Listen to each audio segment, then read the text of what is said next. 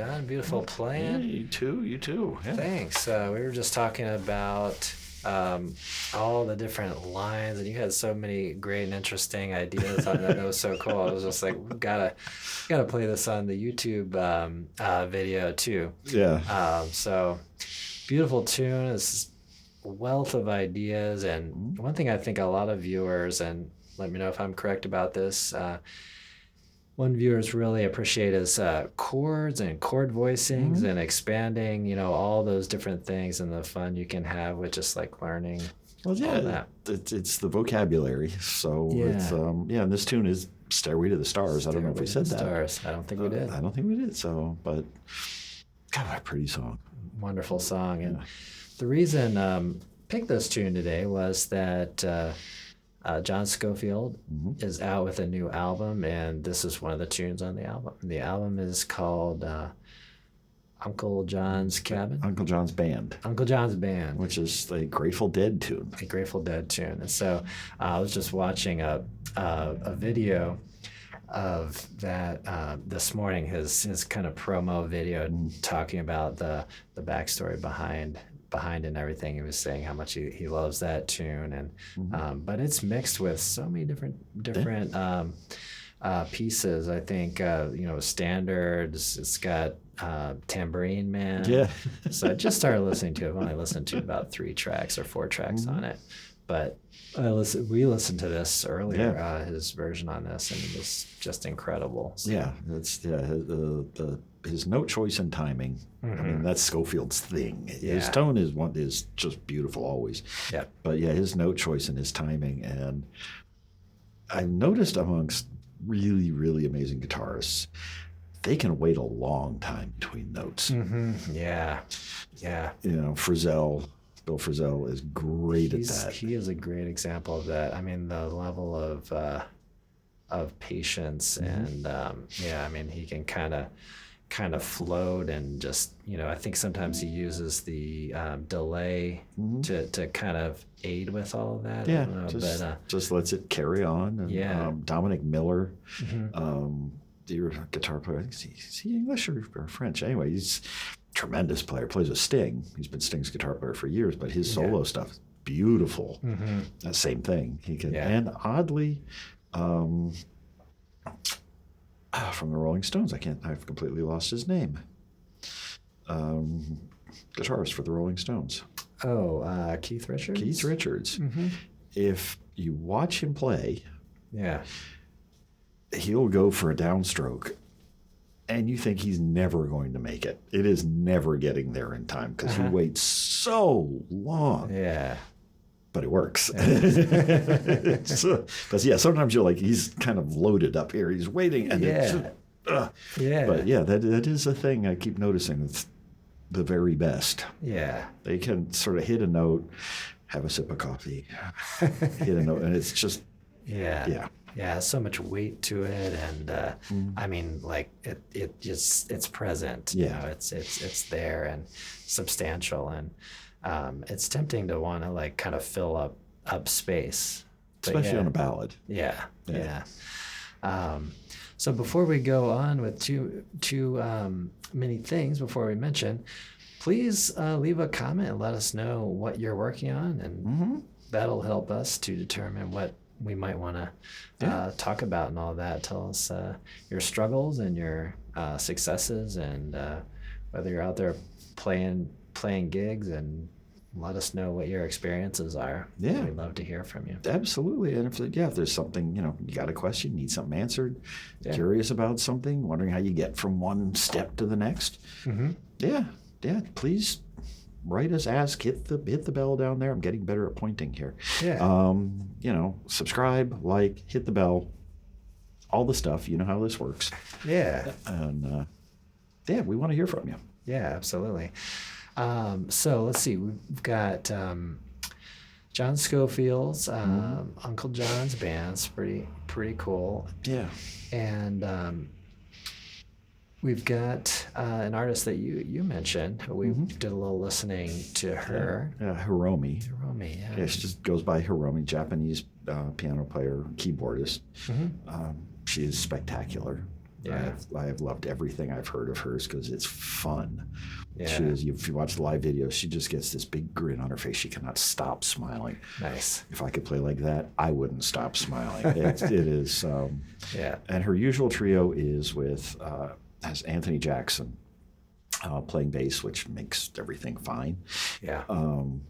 So cool. But this new album, she has Hadrian Farad playing bass, who I'm also a huge fan of. Okay. Because he's very, very melodic, and she takes advantage of that through this.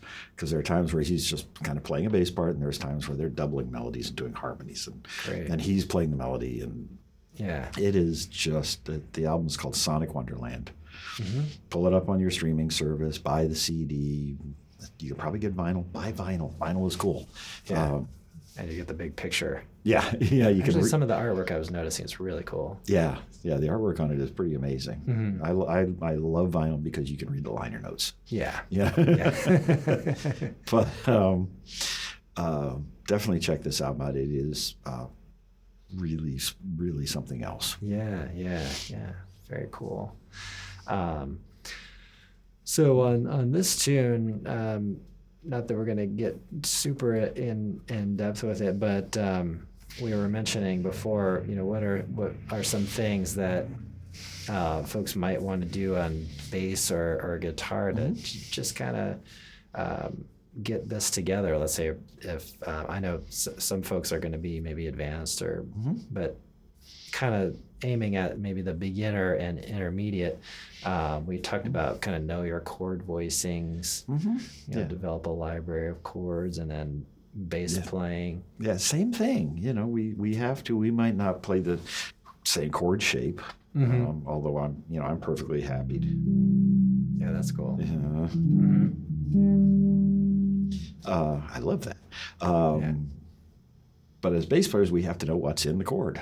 And how are we going to move with it, through it, or over it? Yeah. How are we getting there? And what I had suggested in another video was, beginners, you're going to kind of play root and fifth, probably may throw in a third if you're feeling confident. Yeah. As you become more advanced, you're going to start understanding chord structure.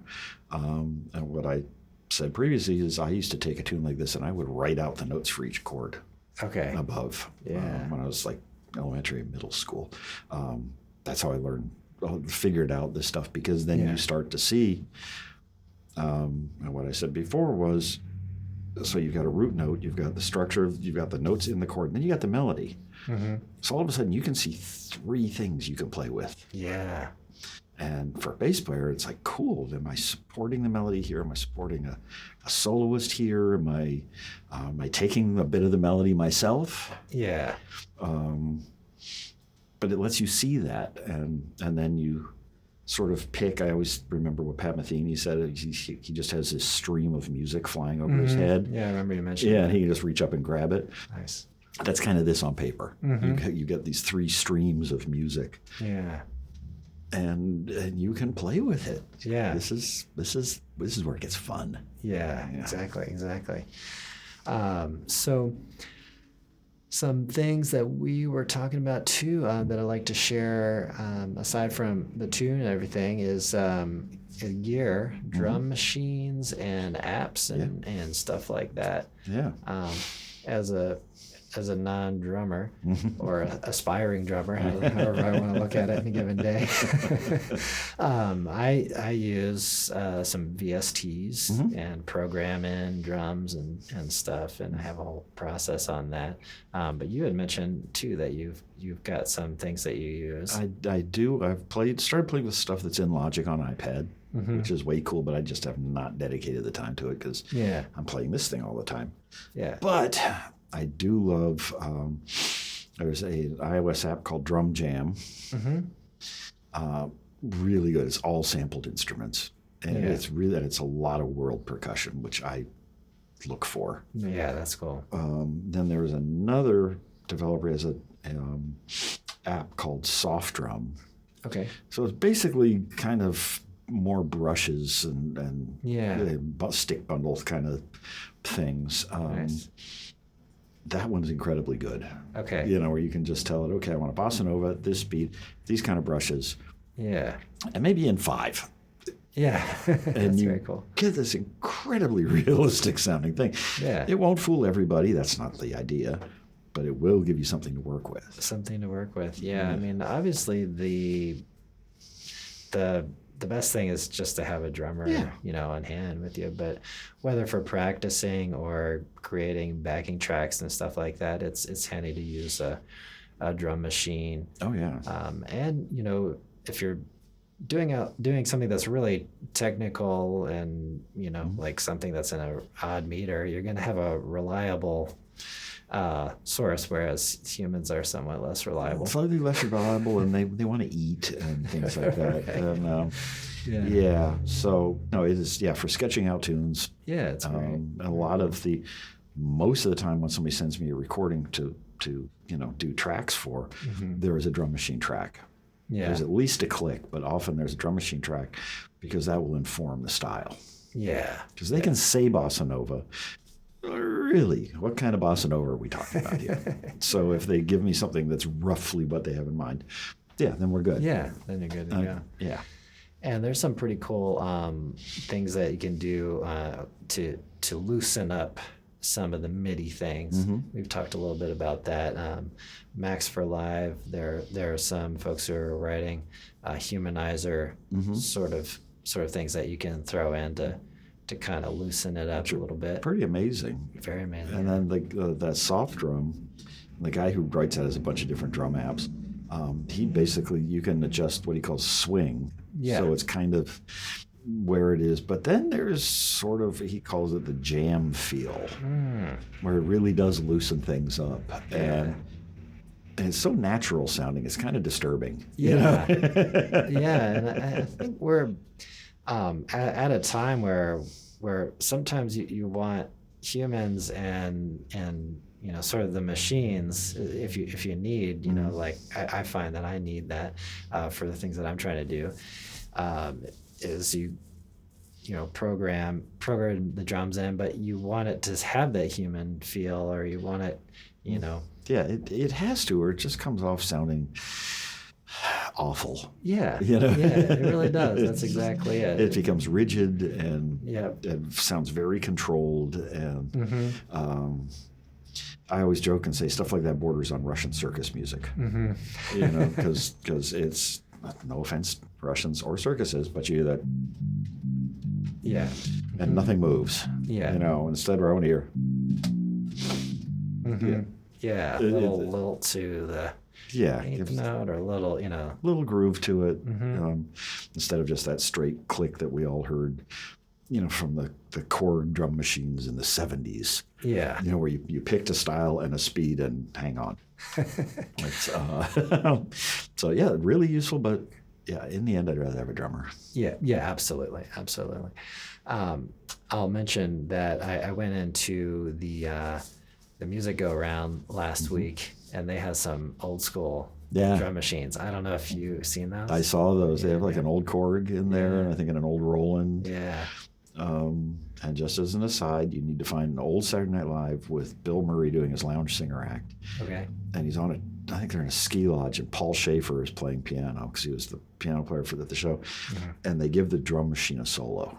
And it's one of the funniest things I've ever seen on TV. He's like, the Korg 3000, and they turn the speed way up and then back it down, and everybody applauds.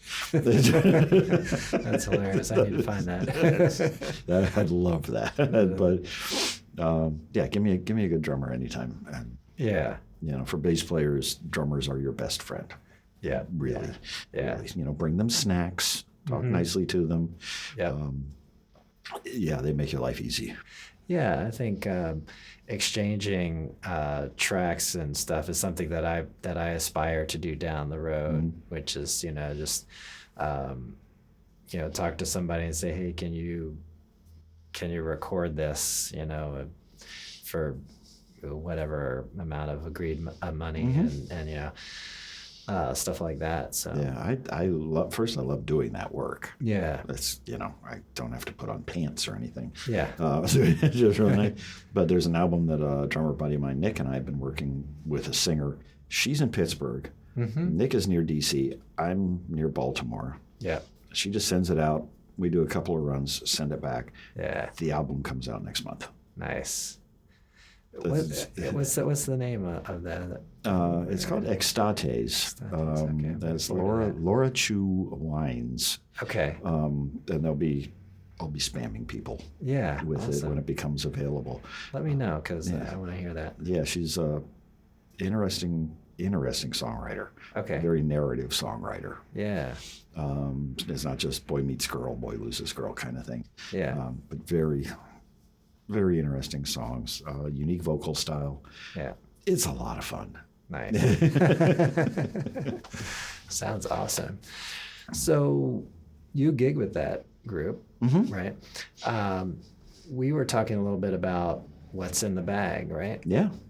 So this is a good, especially for younger folks who are going out and playing. So let's talk a little bit about what to take to a gig. You know, what to put in the bag. Yeah. What do you like? What do you think is required? So one thing that I really try to do is work on redundancy. So I may have some backup equipment for just in case, but usually it's not that necessary.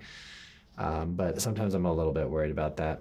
I'm a little bit worried about forgetting stuff. So when I go and I play, I'm just like running through the bag you know, in my mind, like what did I forget, or you know.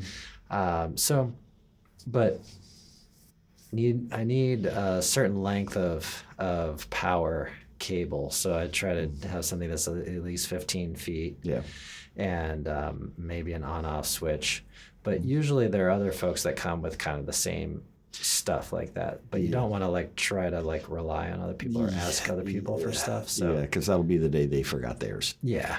That's how the universe works. It's just and that's another thing is that if you have something extra, sometimes you can help another person out if something's missing. But I need an amp.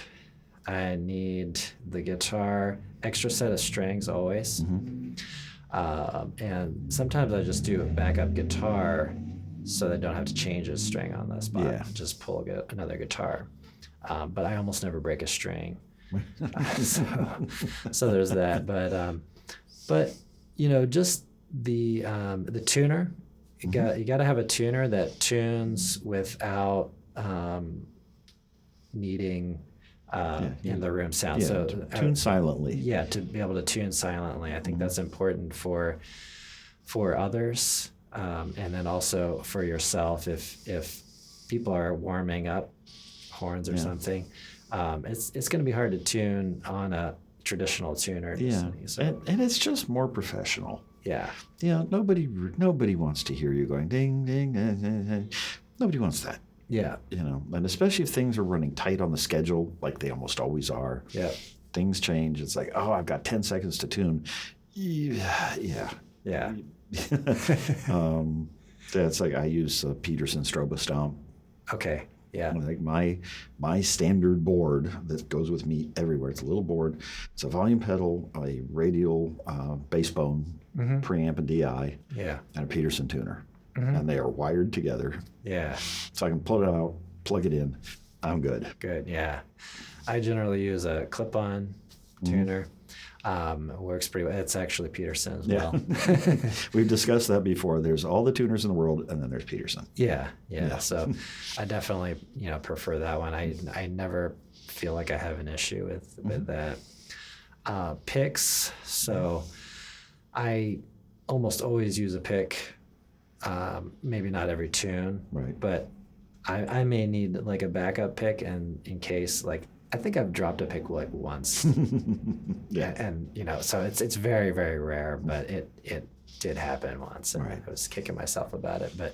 But just to have something next pick, like be able to switch quickly to finger picking or whatever, get things going, and if you have a moment of space, just grab something. And if you and I tend to play mostly jazz. If you're a rock and roll player and you're on stage and you're getting sweaty, you're gonna drop a pick.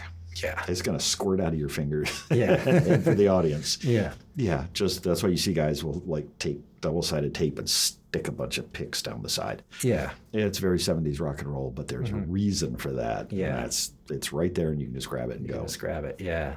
Yeah. So what are some anything else that you can think of? Well, I always have a 25-foot extension cord and at least 8-outlet power strip, like a good APC. Yeah. I think you have Furman. Yeah. Yeah. I mean, stuff that's got protection, and because you never know. I actually carry a little electrical tester. You plug in, it's got 3 lights. And you plug it into the socket, and it will tell you if it's wired correctly and if you've actually got a ground. Oh, okay. Yeah. If you're playing through an amplifier, you should own one of these. They're like $8 at your big box store, hardware store.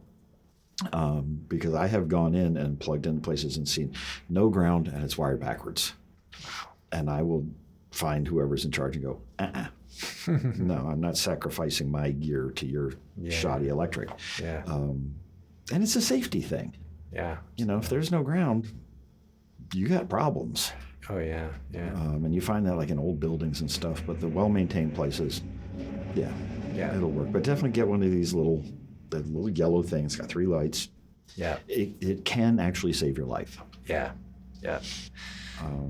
But yeah, I mean, for me, I always, because of the strings I play, I have these Labella tape wounds. It's funny, they don't really go dead. They go a little floppy. Okay. They just kind of get a little loose, and you got to keep tightening them up. Yeah. And that's when I change them. But I always keep the previous set. Yeah. I put it in a Ziploc bag with those little desiccant packs. Yeah. And that goes with me. Yeah. Mostly because they're $60 a set. I was just gonna mention that. Yeah. Because bass strings are a lot more expensive than your typical guitar set. Yeah. So I always just keep the previous set.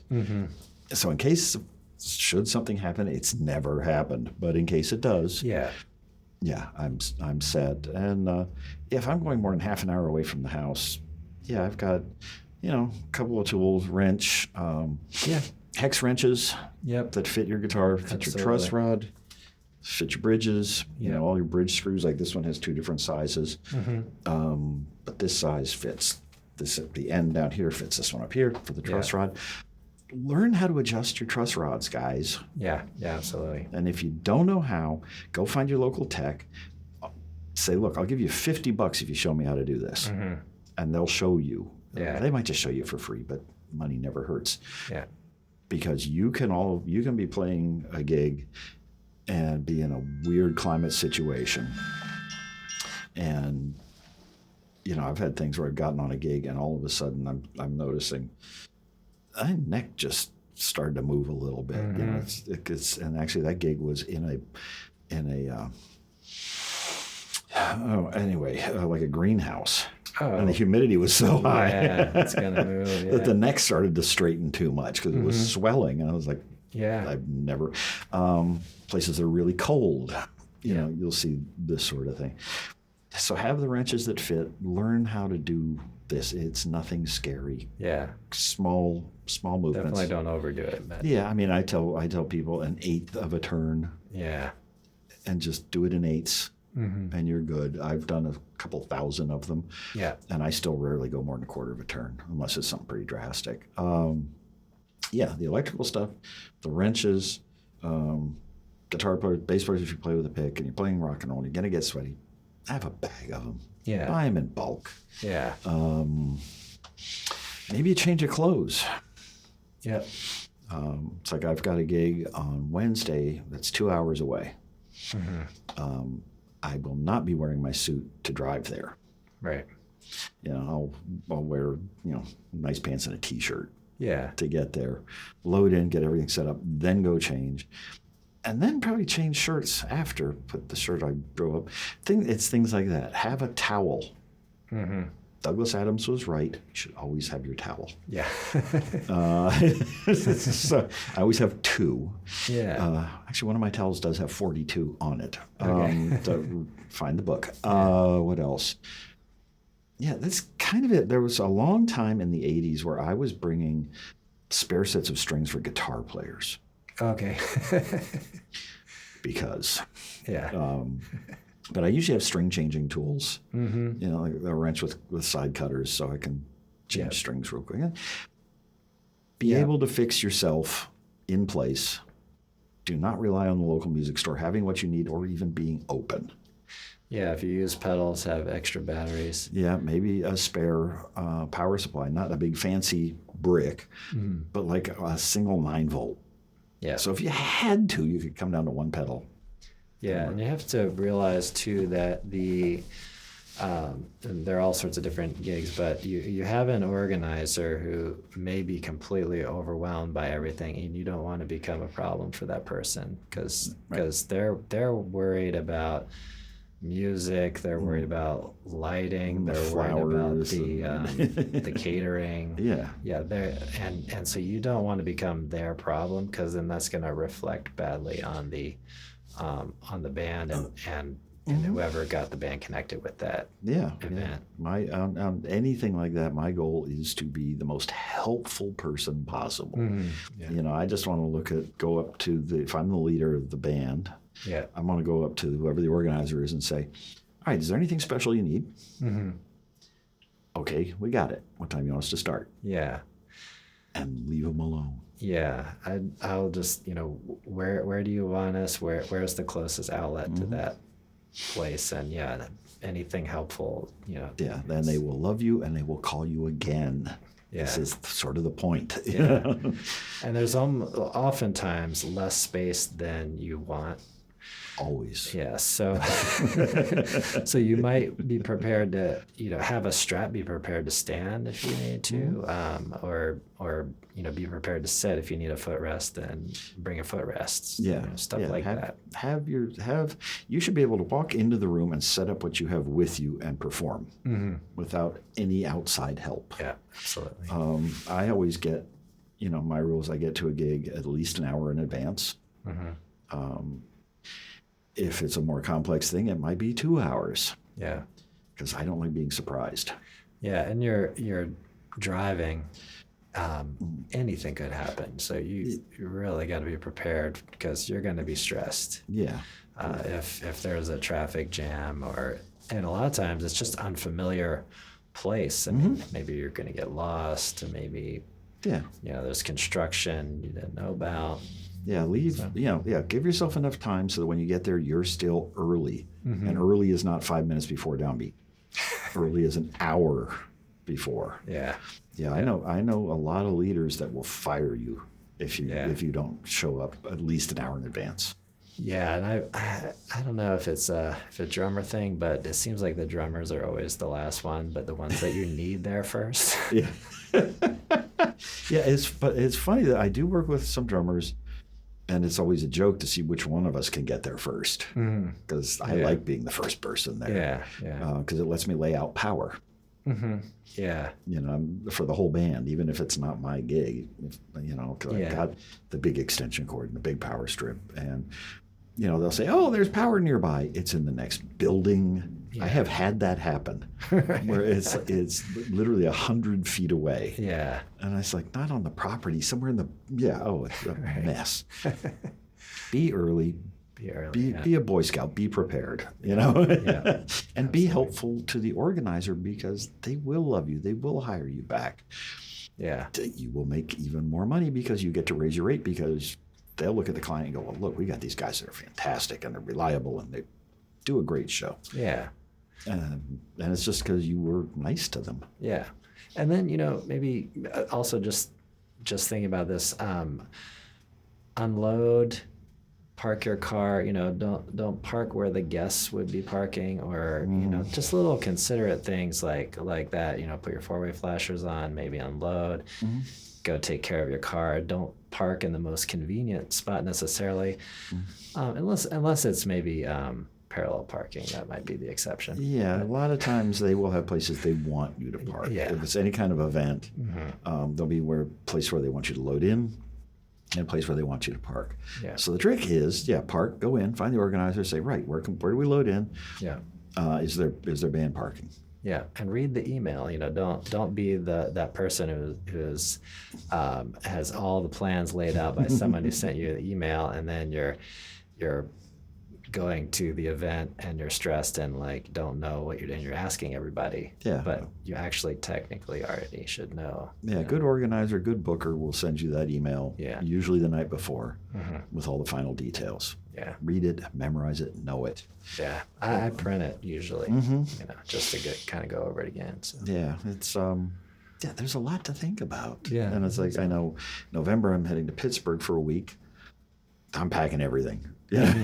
Yeah. But that's also a gig where I'm playing 3 different basses. So it's the big rig, 3 basses, all the stuff. Nice. Cool. So yeah, you gotta, if you're playing down to your local pool, swimming pool for the summer party, that's one thing. Yeah. And driving 4.5 hours to Pittsburgh, that's something else. Yeah. Keep that in mind. I know guys who have short distance and long distance gig bags. Very cool. Yeah, and the long distance one has all the tools. Yeah, you really need to. Great. All right, well, we'll mention John's cables and repairs. Yeah. Can send that to him via email. Absolutely. And my stuff. company is called Instrument Audio, and that's what I do. It's audio for musical instruments. So all the switching, wiring, custom cables, even studio stuff. Yeah. There is some electronics design I'm working on, which is coming along nicely. And I'm not going to give it away, but it's way cool. Awesome. So that's probably after the first of the year. Awesome. I'll have a piece of gear. Well, you'll keep us updated. Oh, yeah. Yeah, we'll show it off here first. Nice. Awesome. So, yeah, I mean, if you just have questions about, well, how does this switching wiring stuff work? Hit us up on here. Yeah. Yeah, we'll happily, talk you down and get it working for you. Yeah, absolutely. All right. Well, thanks so much, John. And thank you, Jim. Have a great practice session, everybody. And we'll see you all in the next one. See you next time.